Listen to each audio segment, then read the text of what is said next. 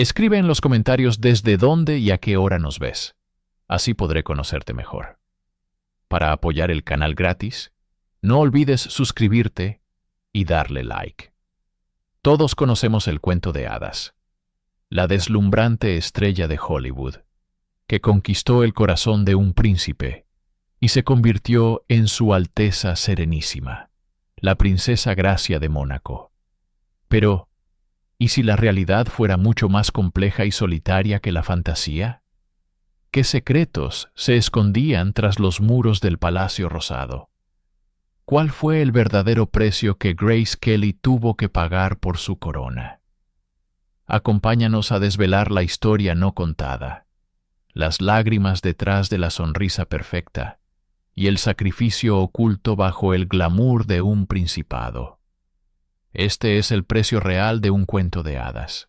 En la opulenta Filadelfia de los años 30, en el seno de una de las familias más prominentes, nació Grace Patricia Kelly. Su padre, John B. Kelly Sr., era un millonario hecho a sí mismo, triple medallista de oro olímpico en remo y un hombre de inmensa ambición y carisma. Su madre, Margaret Mayer, una exatleta y modelo, era la estricta matriarca que gobernaba el hogar con disciplina prusiana. En este entorno de éxito y exigencia, la joven Grace, a menudo, se sentía como una extraña. A diferencia de sus hermanos, extrovertidos y atléticos, Grace era introvertida, miope y propensa a resfriados. Su padre, que valoraba la fuerza física y la competencia por encima de todo, a menudo la pasaba por alto, refiriéndose a ella como la más débil de sus hijos. Esta falta de aprobación paterna dejó una marca indeleble en Grace, sembrando en ella una profunda necesidad de demostrar su valía. El mundo de los Kelly era uno de expectativas sociales rígidas, cenas formales y un camino claramente trazado para sus hijas. Un buen matrimonio dentro de su círculo. Pero Grace anhelaba algo más. Encontró refugio en los mundos de fantasía que creaba con sus muñecas, y más tarde, en las obras de teatro escolares. El escenario se convirtió en su santuario, un lugar donde podía ser cualquier persona, menos la tímida e inadecuada hija de Jack Kelly. Actuar no era solo un pasatiempo, era una vía de escape, una forma de construir una identidad propia, lejos de la sombra abrumadora de su familia. Mientras sus padres planeaban su debut en sociedad, Grace secretamente alimentaba un sueño mucho más audaz: conquistar los escenarios de Nueva York. Era una rebelión silenciosa, un plan meticulosamente trazado en la quietud de su habitación, lejos de las miradas críticas de una familia que nunca entendería su anhelo por el resplandor artificial de las candilejas. Desafiando las expectativas y los deseos de sus padres, Grace Kelly tomó la decisión que definiría el resto de su vida. Con una determinación férrea que pocos en su familia le atribuían, se mudó a Nueva York en 1947 para audicionar en la prestigiosa American Academy of Dramatic Arts, a pesar de que su tío, el aclamado dramaturgo George Kelly, intercedió por ella. Fue su talento natural y su innegable presencia lo que le aseguró un lugar. Su padre, escéptico y desaprobador, accedió a financiar su educación solo bajo condiciones estrictas, convencido de que sería una fase pasajera. Grace se instaló en el Barbizon Hotel for Women, una residencia respetable para jóvenes que, como ella, llegaban a la gran ciudad persiguiendo un sueño. Lejos del lujo de su hogar en Filadelfia, su vida se convirtió en una rutina de disciplina espartana. Se levantaba temprano, trabajaba incansablemente en su dicción para suavizar su acento de Filadelfia, y se sumergía en sus estudios. Para mantenerse económicamente y demostrar su independencia, comenzó a trabajar como modelo. Su belleza clásica y su elegancia natural la convirtieron rápidamente en una de las modelos mejor pagadas de la agencia de Walter Thornton.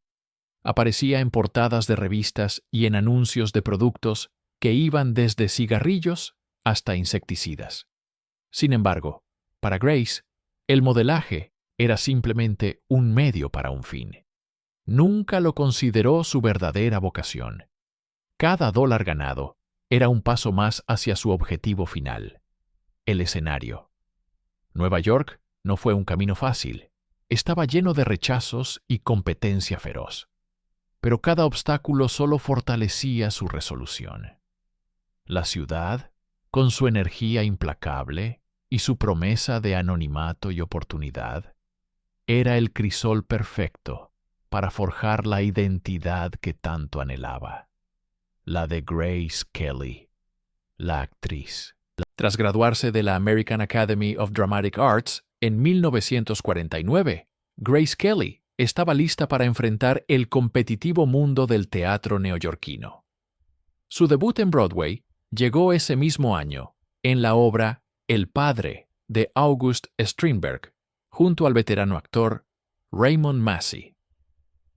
Aunque la obra no fue un éxito arrollador, su actuación fue bien recibida por la crítica, que destacó su aplomo y su belleza serena en el escenario. Este debut fue una tarjeta de presentación crucial, demostrando que su ambición estaba respaldada por un talento genuino. Sin embargo, el verdadero campo de entrenamiento para Grace no sería el teatro, sino un medio nuevo y en plena efervescencia: la televisión en vivo. A principios de la década de 1950, la televisión era un territorio salvaje y exigente. Las producciones se transmitían en directo, sin segundas tomas ni margen para el error.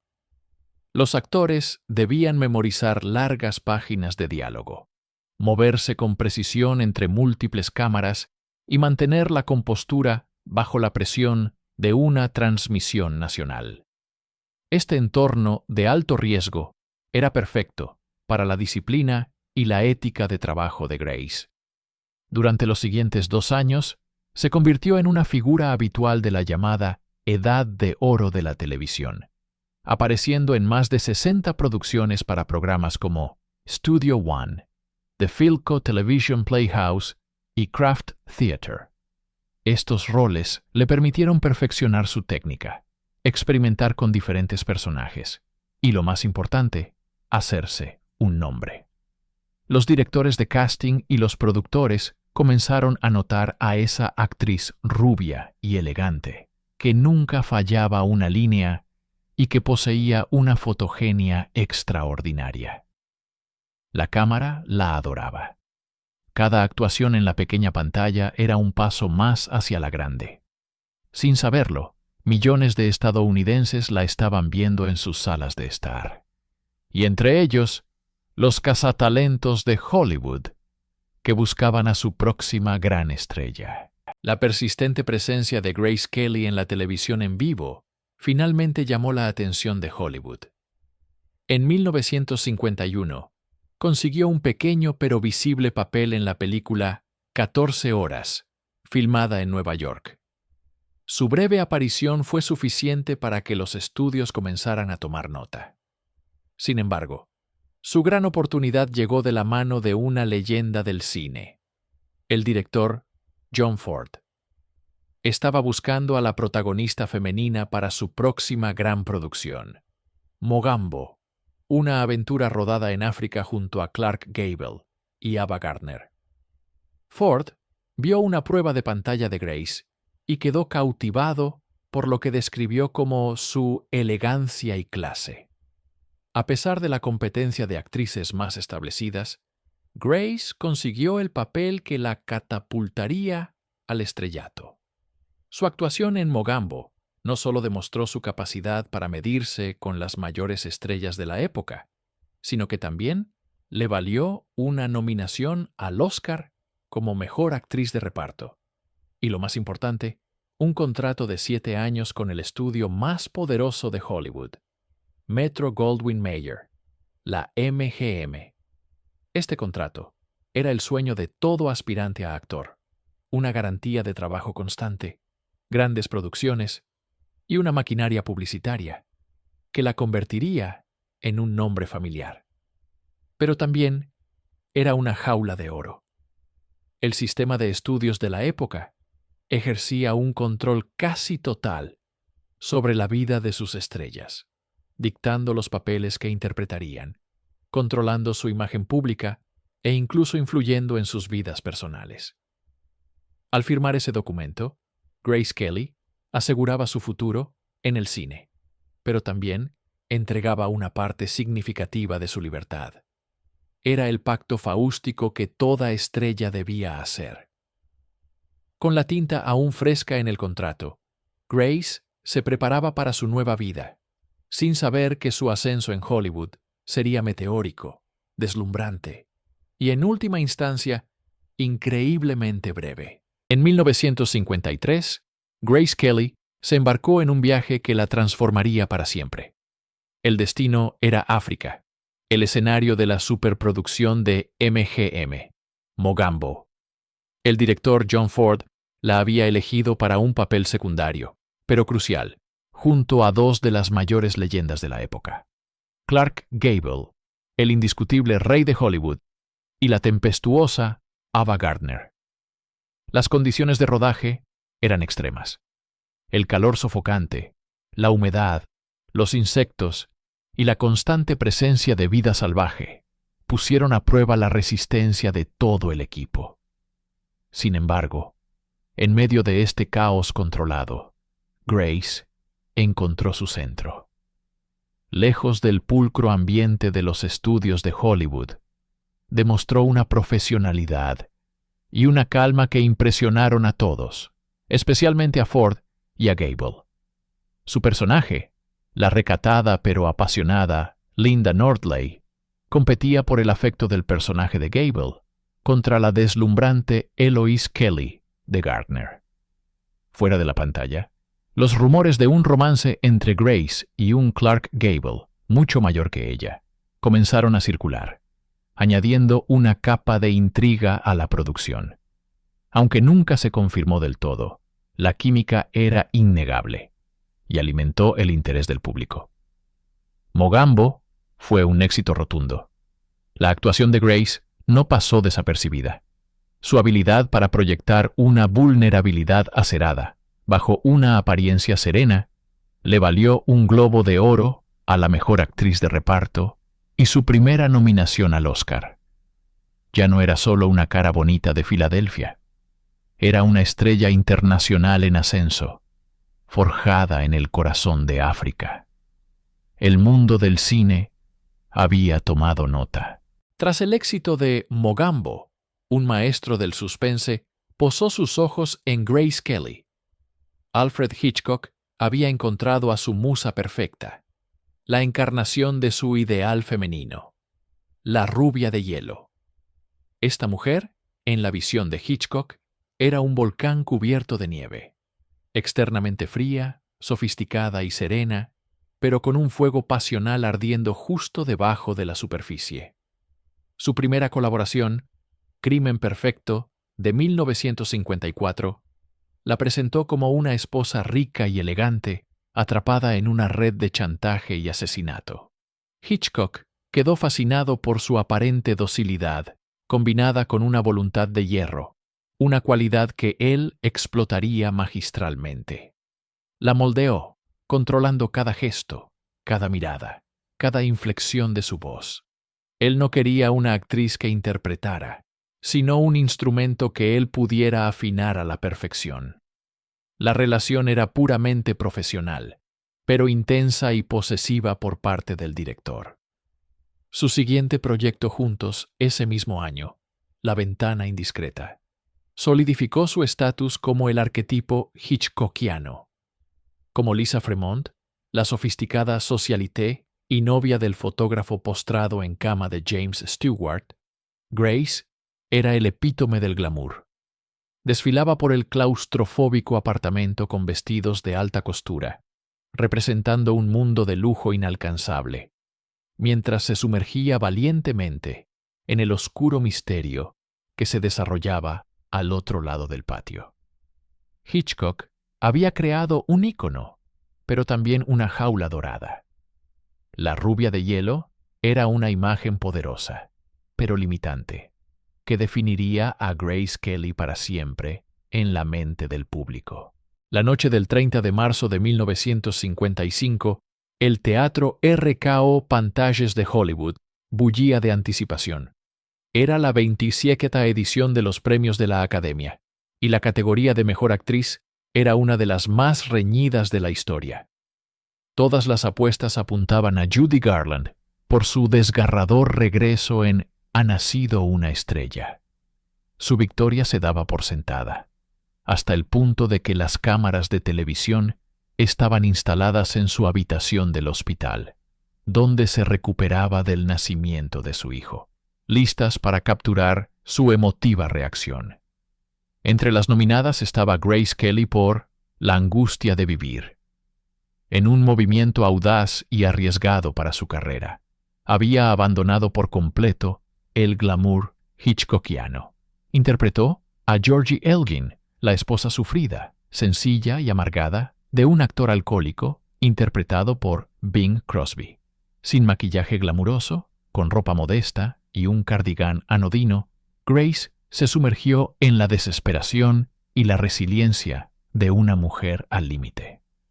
Era una actuación cruda, despojada de todo artificio. Cuando William Holden abrió el sobre y pronunció su nombre, una ola de conmoción recorrió el auditorio. La victoria de Grace fue una de las mayores sorpresas en la historia de los Oscar. Con una elegancia contenida, aceptó la estatuilla dorada, el máximo galardón de la industria. Había demostrado a los escépticos que era más que una cara bonita, o la musa de un director. Era una actriz de un talento formidable. Sin embargo, este triunfo tuvo un precio. La victoria sobre la amada Garland generó cierto resentimiento y la colocó bajo una presión inmensa para mantener ese nivel de aclamación. Después de su victoria en el Oscar y una tercera película con Hitchcock, Atrapa a un ladrón, el tiempo de Grace Kelly en Hollywood se acercaba a su fin, aunque ella aún no lo sabía del todo. Su última aparición en la pantalla grande sería en el musical de 1956 Alta Sociedad, una producción que, irónicamente, reflejaba la encrucijada de su propia vida. En esta vibrante adaptación musical de Historias de Filadelfia, Grace interpretó a Tracy Lord, una heredera de la alta sociedad que debe elegir entre tres pretendientes muy diferentes en la víspera de su boda. Su exmarido, un encantador músico de jazz, un periodista sensacionalista, y su prometido, un hombre de negocios algo aburrido. El rodaje se llevó a cabo mientras su propio romance de cuento de hadas con el príncipe Rainiero III de Mónaco ya era una realidad. De hecho, el anillo de compromiso de diamantes que luce en la película era el real, un regalo del príncipe.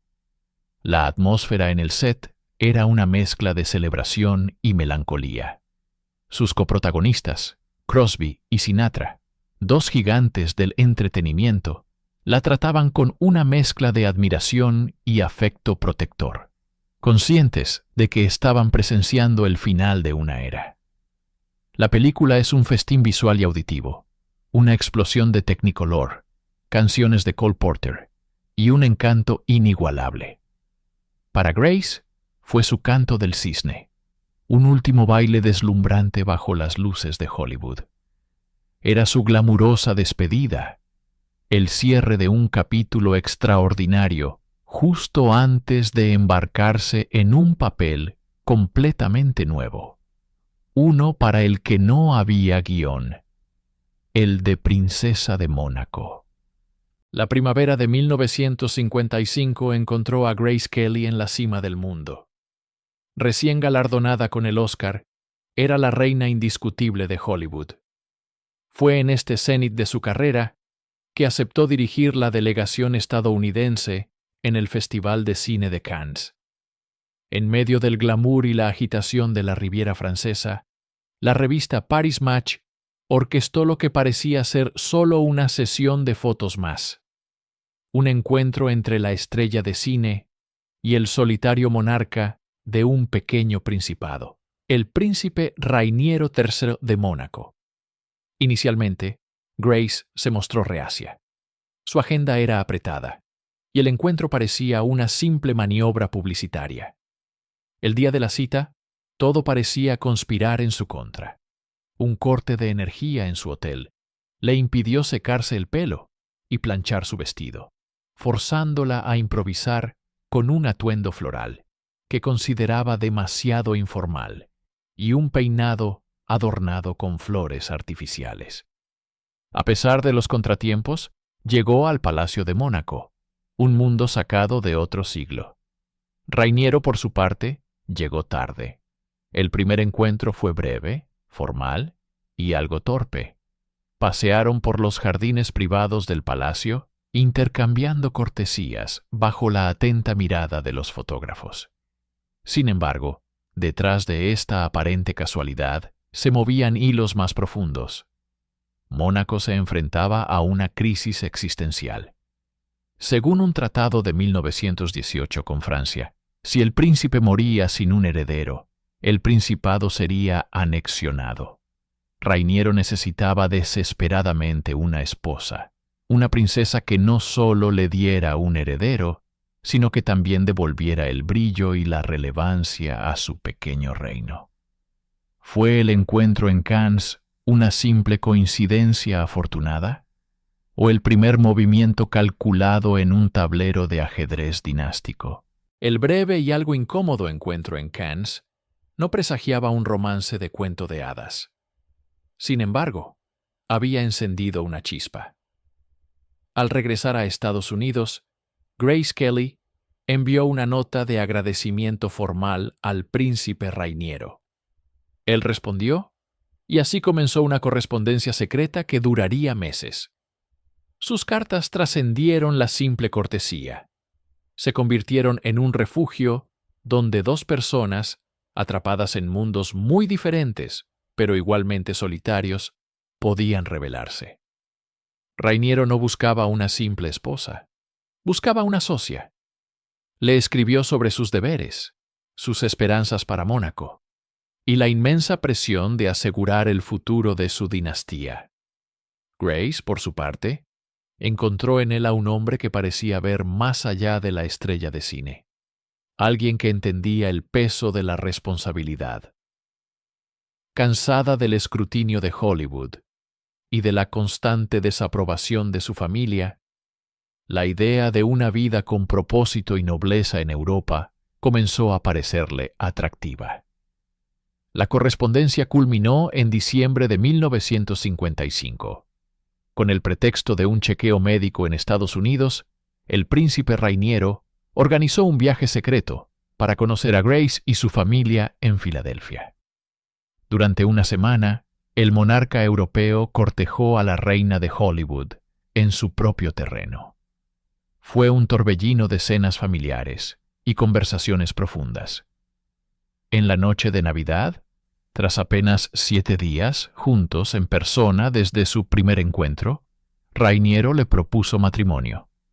Le ofreció un primer anillo de amistad de Cartier, con rubíes y diamantes. La propuesta no fue solo un acto de amor, fue la formalización de una alianza estratégica que cambiaría sus vidas y el destino de Mónaco para siempre. Grace, en la cúspide de su carrera, aceptó. El 5 de enero de 1956, el mundo se detuvo. En una conferencia de prensa celebrada en la casa de su familia en Filadelfia, Grace Kelly y el príncipe Rainiero anunciaron su compromiso. La noticia fue una bomba mediática global. La estrella de cine más elegante y aclamada del planeta iba a convertirse en una princesa real. En su dedo brillaba el anillo de compromiso oficial, una espectacular pieza de Cartier, con un diamante de corte esmeralda de 12 quilates, que eclipsaba por completo al primer anillo de amistad. Para el público, era la materialización definitiva del cuento de hadas. Pero detrás de los flashes y las sonrisas, se estaba formalizando el primer gran sacrificio de Grace. Su carrera, la pasión y el arte al que había dedicado su vida, había llegado a un abrupto final. Los protocolos de la monarquía monegasca eran inflexibles. Una princesa reinante no podía ser una actriz de Hollywood. El anuncio no era una pausa, sino un retiro permanente. MGM, el estudio que tenía a Grace bajo un estricto contrato, se vio en una encrucijada. Perdían a su mayor estrella, pero ganaban una oportunidad publicitaria sin precedentes. A regañadientes, liberaron a Grace de su contrato, después de que completara una última película, High Society. El título no podría haber sido más irónico. La película, un musical donde interpretaba a una mujer de la alta sociedad que debía elegir entre sus pretendientes, se convirtió en su canto del cisne. Mientras el mundo celebraba la boda del siglo, pocos comprendieron el verdadero precio de ese anillo de diamantes. Grace Kelly, la actriz, estaba a punto de desaparecer para siempre, dando paso a Su Alteza Serenísima, la princesa Gracia de Mónaco. La pantalla de plata perdía a su reina. Más allá del romance y el deslumbrante anillo de diamantes, el matrimonio entre Grace Kelly y el príncipe Rainiero era, en esencia, un contrato dinástico con términos sorprendentemente rígidos. El cuento de hadas tenía un precio, y este se estipuló en un detallado acuerdo prenupcial. La cláusula más impactante para la familia Kelly fue la exigencia de una dote. El padre de Grace, Jack Kelly, un millonario hecho a sí mismo que provenía de orígenes humildes, tuvo que pagar a la casa Grimaldi la asombrosa suma de $2 millones, el equivalente a más de $20 millones en la actualidad. Para un hombre acostumbrado a que los pretendientes de su hija buscaran impresionarlo, la idea de tener que pagar para que su hija se casara con un príncipe fue un golpe a su orgullo. Pero la dote era una tradición real innegociable, destinada a asegurar la posición financiera de la novia dentro de su nueva familia. Sin embargo, las condiciones más duras no eran financieras. El contrato incluía cláusulas profundamente personales que revelaban la verdadera naturaleza del acuerdo. Grace tuvo que someterse a un examen de fertilidad. La principal prioridad de Rainiero y de Mónaco era un heredero, y el palacio necesitaba garantías de que su futura princesa era capaz de concebir. Quizás la cláusula más cruel y vinculante era la relativa a la custodia. El acuerdo estipulaba que, en caso de divorcio, los hijos nacidos del matrimonio permanecerían en Mónaco bajo la custodia exclusiva del príncipe. Grace perdería todos sus derechos sobre ellos. Este punto la ataba irrevocablemente al principado y a su rol. No había escapatoria. El contrato matrimonial despojaba a Grace de su independencia financiera, invadía su privacidad médica y le arrebataba sus futuros derechos maternales. Era el verdadero precio de la corona. Un documento legal que transformaba a la estrella independiente en una propiedad dinástica. El 18 de abril de 1956, Mónaco se detuvo. El mundo también. La primera ceremonia, la civil, fue un asunto de Estado, solemne y legalista, celebrada en el Salón del Trono del Palacio Grimaldi. Grace, con un traje de 2 piezas de encaje rosa pálido, juró obediencia a su esposo, un eco arcaico que resonó con la realidad de su nueva vida. Pero fue al día siguiente, el 19 de abril, cuando el cuento de hadas cobró vida para las cámaras. La boda religiosa en la Catedral de San Nicolás fue uno de los primeros eventos mediáticos globales de la historia, transmitido a más de 30 millones de hogares. Grace descendió del coche con un vestido que se convertiría en leyenda, diseñado por Helen Rose de MGM, un regalo del estudio que la veía partir. Era una obra maestra de seda, encaje de Bruselas de 125 años y miles de perlas cosidas a mano. No era solo un vestido, era su último disfraz, el más importante de su carrera. La lista de invitados era una mezcla surrealista de la realeza europea y la aristocracia de Hollywood. Cary Grant, David Niven, Ava Gardner, codeándose con el Aga Khan y el rey Farouk de Egipto. Las calles de Mónaco estaban abarrotadas de miles de espectadores, periodistas y fotógrafos, todos luchando por capturar una imagen de la princesa de cuento. El evento fue una producción meticulosamente orquestada, una campaña de relaciones públicas para el pequeño principado y una culminación para la estrella de cine. Sin embargo, detrás de la perfección televisada, Grace se sentía abrumada. El peso de las expectativas del mundo entero recaía sobre sus hombros. La boda no fue solo la unión de dos personas, sino la fusión de dos mundos y el sacrificio de una identidad por otra. Una vez que los invitados se marcharon y las cámaras se apagaron, el silencio en el Palacio Grimaldi, conocido como el Palacio Rosado, se volvió ensordecedor. Grace Kelly, ahora Su Alteza Serenísima la Princesa Gracia de Mónaco, se encontró en una realidad muy distinta a la del plató de cine. El palacio, con sus 225 habitaciones y su rígido protocolo centenario, se convirtió en su jaula dorada. La barrera del idioma fue el primer muro. Aunque había tomado lecciones de francés, el dialecto monegasco y la fluidez de la corte la dejaban a menudo aislada en conversaciones y eventos oficiales. El personal, acostumbrado a generaciones de servicio a los Grimaldi, la observaba con una mezcla de curiosidad y escepticismo. Su espontaneidad americana chocaba constantemente con la etiqueta europea. Un simple paseo por los jardines requería planificación y la compañía de damas de honor. Las llamadas a su familia y amigos en Estados Unidos eran su único salvavidas. Pero la diferencia horaria y la creciente distancia emocional las hacían cada vez más difíciles. Rainiero, absorto en sus deberes de Estado y en la monumental tarea de revitalizar la economía de Mónaco, a menudo la dejaba sola durante largos periodos. Él era el soberano, ella el adorno. Su carrera, su independencia económica y su círculo social habían desaparecido de la noche a la mañana.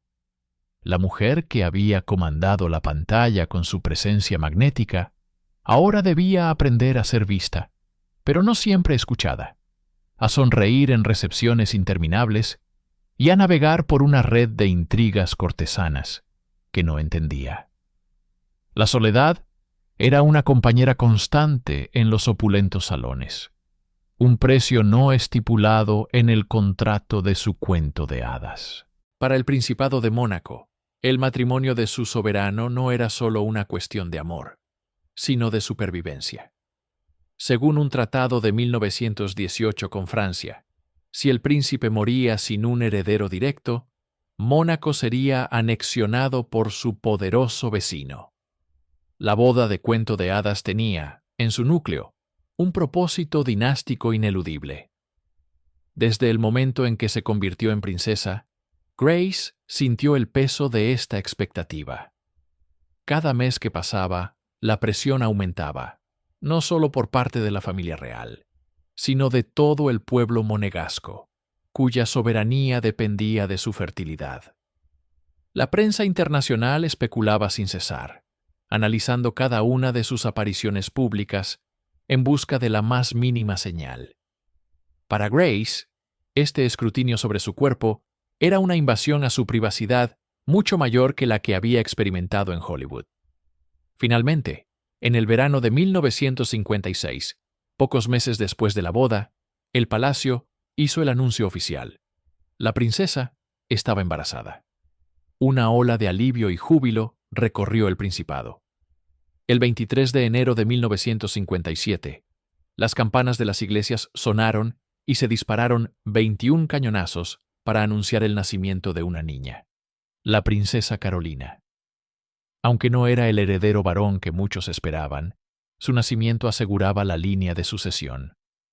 Para Grace, la maternidad fue un refugio y una nueva identidad. Le proporcionó un propósito tangible y la ancló a su nueva vida, de una manera que los deberes ceremoniales no podían.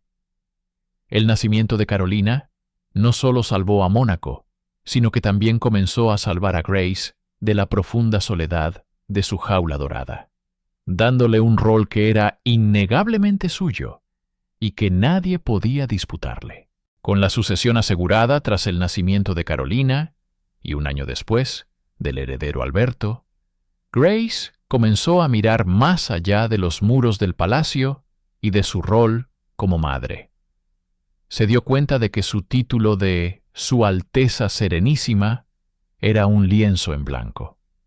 El papel de princesa de Mónaco no estaba claramente definido más allá de las funciones ceremoniales, y ella, con su inteligencia y experiencia en la construcción de personajes, vio una oportunidad. Decidió no ser una figura pasiva, sino una fuerza activa para el cambio y la modernización.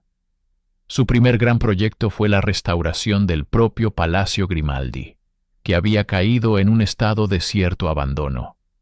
Utilizando su impecable gusto y su conocimiento del arte, supervisó personalmente la renovación, devolviéndole su antiguo esplendor y convirtiéndolo en un símbolo del renacimiento de Mónaco. Pero su ambición iba más allá de la decoración. En 1964, asumió la presidencia de la Cruz Roja de Mónaco, transformando una organización local y somnolienta en una potencia humanitaria internacional. Organizó el ahora famoso Baile de la Cruz Roja, utilizando su lista de contactos de Hollywood y su innegable glamour para convertirlo en el evento benéfico más exclusivo de Europa, recaudando fondos y prestigio para el Principado.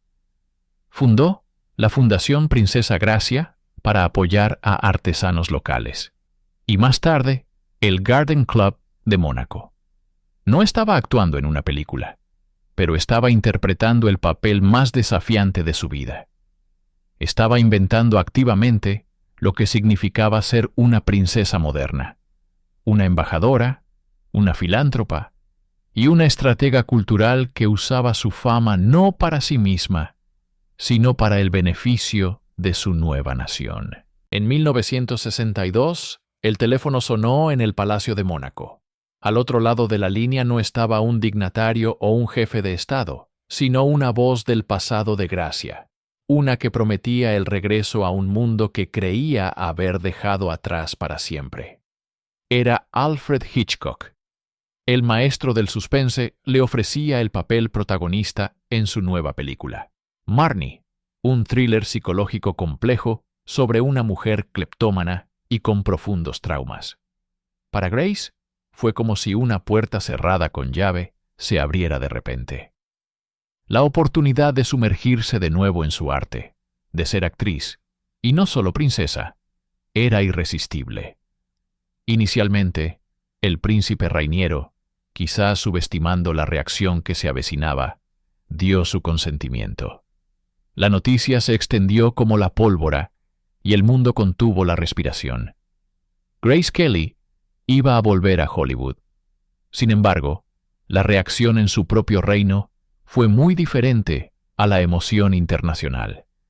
Los ciudadanos de Mónaco, y de forma aún más crítica, la vecina Francia, bajo el mandato de Charles de Gaulle, se sintieron escandalizados.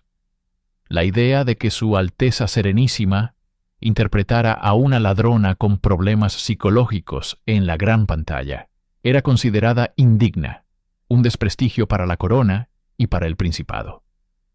La prensa europea fue mordaz, cuestionando la idoneidad de una princesa que volvía a jugar en Hollywood.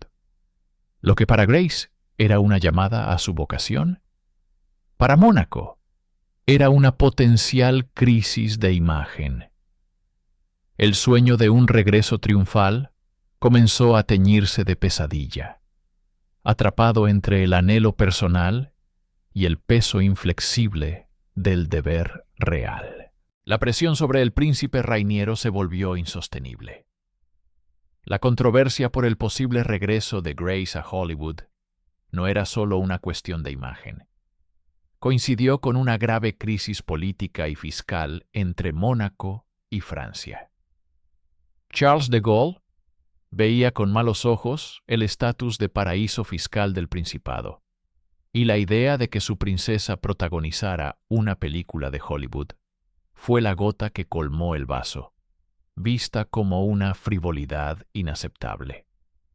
El clamor público en Mónaco, avivado por una prensa conservadora, exigía que su princesa se comportara como tal. Atrapado entre la lealtad a su esposa y las obligaciones como soberano, Rainiero tuvo que tomar una decisión. Revocó su permiso. Para Grace, la noticia fue devastadora. No fue una simple cancelación, fue una prohibición, un decreto que sellaba su destino de forma definitiva. El sueño de Marnie se desvaneció, y con él, la última esperanza de recuperar una parte esencial de su identidad. Se dice que este episodio marcó un antes y un después en su vida, en Mónaco, una profunda herida emocional de la que nunca se recuperó del todo. Comprendió con una claridad brutal que Grace Kelly, la estrella de cine, había muerto el día de su boda. Solo quedaba la princesa Gracia, una figura pública cuyo propósito era servir a su principado, sin importar sus anhelos personales. La puerta de Hollywood no solo se cerró, sino que fue tapiada para siempre por las mismas murallas del palacio que se habían convertido en su hogar y su jaula dorada. El cuento de hadas revelaba así una de sus cláusulas más crueles: la renuncia total a su vida anterior. Tras la prohibición de regresar al cine, Grace se enfrentó a un vacío que necesitaba llenar. La creatividad que antes canalizaba a través de la actuación buscó nuevas salidas, más acordes con su rol de princesa.